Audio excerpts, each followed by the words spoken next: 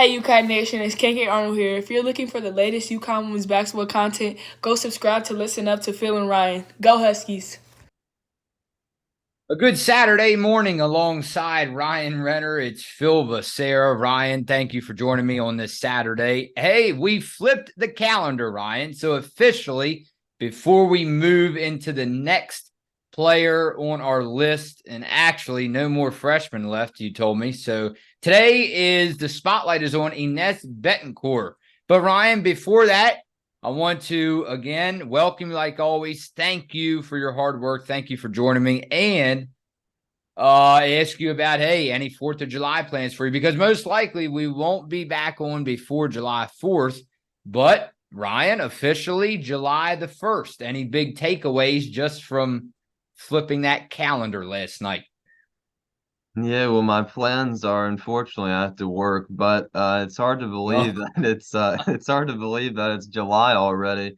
Feel like yeah. these months just keep on flying by, and I mean it feels like it hasn't been too long since the season already ended, but a couple months have already passed. The summer workouts are in full swing already, and like you just said, we're already on to the sophomore part of this UConn Husky lineup for the 2023 to 24 seasons. So we're keep on moving up the ranks of this lineup. Excited to keep talking about these players as we get even more closer now as we enter the month of July to the regular season already.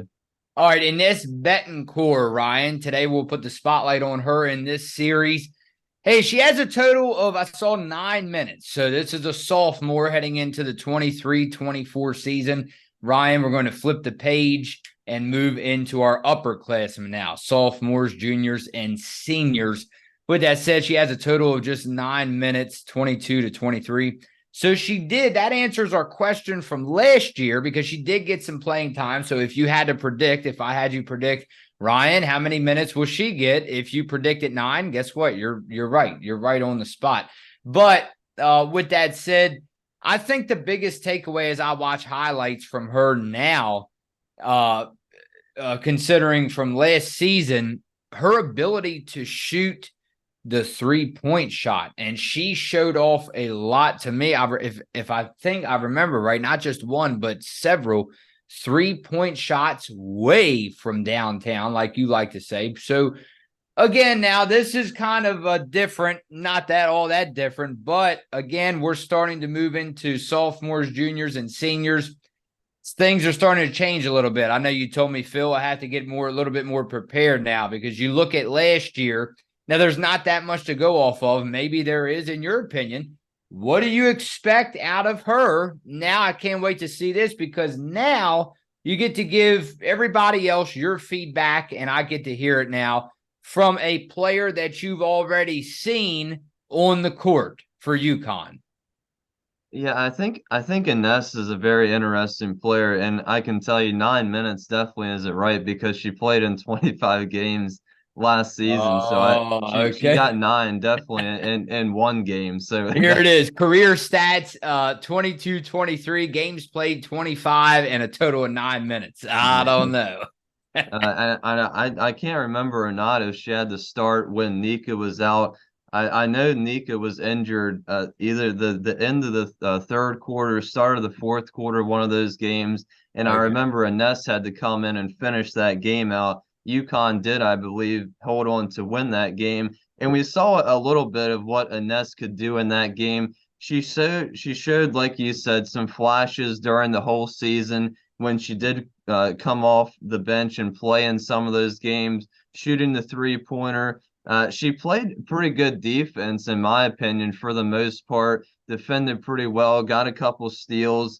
And I think she did a pretty decent job coming off the bench and providing those minutes for all of those injuries we had last season and filling in for when Nika was out for that fourth quarter and when she had to miss one of those games. So and I think she can take a huge step up from last season. I think she'll probably get a couple more minutes than definitely more than 9, even though she got a lot more than that. But Yeah. maybe possibly appear in more of those games. But we have to remember we do have some exciting new recruits, freshman recruits coming in, 3 new guards. So it's going to be interesting to see if she can kind of, I guess, outwork those new recruits coming in Step it up. Yeah. for playing time, because it obviously all of the players can't play in every single game. Not everybody is going to be able to get minutes. So, but Ines definitely has the upper hand. She's already been here a year,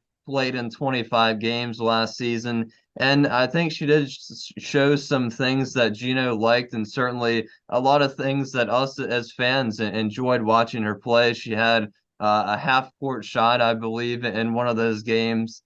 So she definitely has the potential to shoot. And like I said, I like some of her defending from last season. So Ines is definitely a player that has, I believe, a lot of potential to just get better and better each season as the UConn Husky. And unless you're a senior, I mean, now I'm not saying that, that you should just take a step back, but I agree with you on that, because consider if you're a junior, sophomore, right there, junior or sophomore, and we're talking about getting into sophomore class now with Ines Bettencourt. Ryan, I'm glad you brought that up, because do you see it a little different, or you're like, nah, Phil, no different at all? I see where, especially at a school like this, where you have a little bit more pressure on your sophomores and your juniors because of other players trying to for a starting role and get better.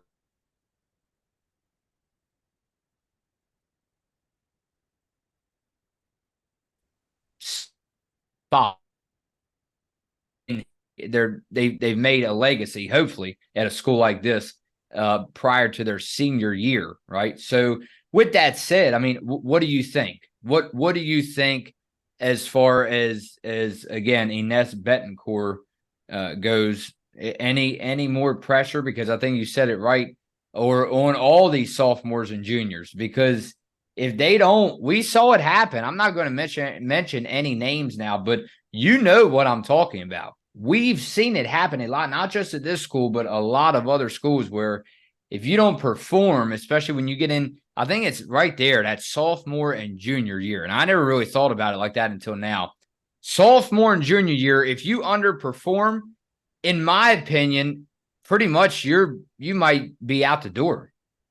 I would definitely agree with that. I think as you move up and progress as a sophomore, junior, and even as a senior, I think the expectations just keep on rising every single year. So I think that does create more pressure each season as you progress with your team. And even as, if you want to go further and saying you enter the transfer portal as a junior or senior, and start with a new team, I think you even have a lot of pressure then. Not to cut you off right there, but that's what I'm saying. You might be forced to go into that transfer portal, because unless you want to sit every game. Yeah, and hopefully for Ines, that's not the case, and for a lot of these players, hopefully we get to see them flourish and blossom, and become the full potential player that we think they can with the UConn Huskies. But I definitely think it does create more pressure each season, and I think for Ines, especially since she did appear in a lot of those games and she's went through a full season, I don't believe she got injured. I think she might have missed a couple games, so maybe she did, but she did play in quite a few games. So I think, the expectations definitely have risen. We didn't really know a whole lot about her at the beginning of last season. No. I think they picked her up kind of late with the Paige Beckers news, with her being out. So we didn't really expect too much out of her, and she played quite well. So I think this season, since she did show those flashes of playing good basketball at times, I think that the expectations have definitely risen a lot for Ines this season. Led Portugal and ranked 4th in the tournament with 14.4 points per game, around 4 steals, and added 4 steals, averaged around 4 steals a game. So she has potential to get to the ball in a hurry, Ryan. Again, the Portugal native sophomore guard, 5'9", Ines Bettencourt.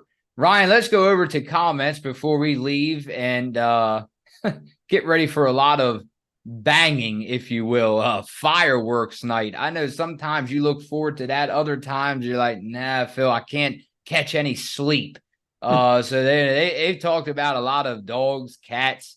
Man, they cannot stand firework night. So sometimes Ryan loves it, and sometimes I call you up and you cannot stand it. But we'll see what it holds for you this year. How about this one? Miles Angus. I like this one. Fans who are 40, 50, even 60 years old. How about 81 years old? That's me. I love that one. Yeah, well, fans of all ages, we definitely appreciate fans of all ages. You can never be too young or too old to root for UConn or watch any sport, watch women's basketball, that's for sure. Tom Kibbe. We remember that name. Hi, guys. From one of those who have been missing. I watch all the time. In that question and answer time at his golf tourney, Gino mentioned that Amari is dealing with a year-long back issue. Might explain some of her lack of quickness. Agree with your comments about Ashlyn, by the way. Yeah, and like I said, I can't wait until we get to that episode about Amari because there's gonna be a It's lot to like we're putting the discuss. spotlight on Amari DeBerry when we're not really being supposed to. Every one of these videos, we're Yeah, putting the yeah. spot on Somehow we Amari, always and we're know. so Somehow you're we telling me, always. Ryan, when it gets to Amari DeBerry, we won't have anything to talk about. Yeah, somehow we managed to talk about Amori in every Yeah, single episode, it seems like. But yeah. yeah, it probably does explain some of it. Who knows? I mean, it's hard to tell with Amori as much as has happened throughout the course of these past two seasons. Injuries, work ethic, the whole 9 yards. It's so hard to tell. But like I said, when we eventually get to Amari, there's definitely going to be a lot to talk about. David Serrano, just like you, Phil, I have not gotten off the train. During the Bird and Taurasi show of Iowa versus South Carolina, they mentioned that in all the Caitlin Clark hoop, people have, I guess he meant a height, people have forgotten how great Paige is because of her injury. Growing an inch to 6 foot is a good factor of greater heights she'll achieve in her senior year. Yeah, I mean, we all hope so, right? And I think for Paige, there's really not a lot of expectations. I think for everybody outside of UConn, us as fans and the people who watch every single game, we definitely have a lot of expectations for her coming back, and we certainly hope that she's completely healed now, and we get to see the Paige Beckers we saw that freshman year when she was completely healthy, finished out the whole entire season. But I think there's a whole lot of people outside of the UConn bubble, if you will, that kind of forgot about her a little bit when she missed that whole season. And nobody really knows what to think. And I think a lot of people really don't think a lot about Paige Beckers anymore. So hopefully she can prove all those people wrong and prove why a lot more people need to be talking about her. Time for two more. How about Jason D'Amico? Happy 4th. Good work ethic is a default setting for Husky players. I'm looking for high IQ and the ability to hit the mid-range and three-point bomb. We need more threats to open up Paige and AZ to do their damage. Good show, fellas. Peace.